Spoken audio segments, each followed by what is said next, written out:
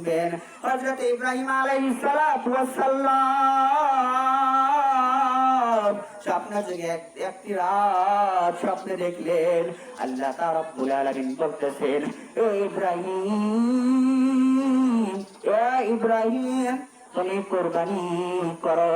হযরত ইব্রাহিম আলাইহিস সালাতু ওয়াস সালাম স্বপ্নে আদেশ মোতাবেক কুরবানি করলেন সকালবেলা।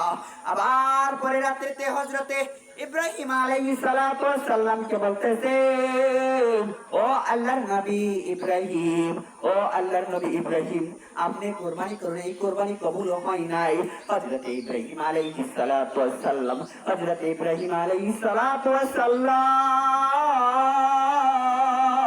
স্বপ্নে আদেশ মোতাবেক আবার পরের দিন 200 উট কুরবানি করলেন। মোট 400 উট কুরবানি করার পর হযরত ইব্রাহিম আলাইহিস সালাতু ওয়াস সালামকে বলতেছেন, ও আল্লাহর নবী, ও আল্লাহর নবী, আপনার কুরবানি কবুল হয় নাই।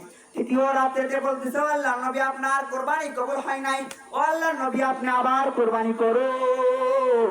আল্লাহর নবী আবার স্বপ্নের মোতাবেক আবার চতুর্থ দিনে কুরবানি করলেন।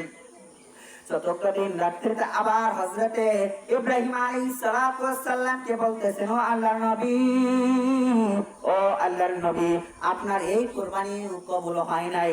আপনি আপনার প্রিয় বস্তু, আপনার প্রিয় সন্তান কলিজার বোন, আপনার কলিজার টুকরা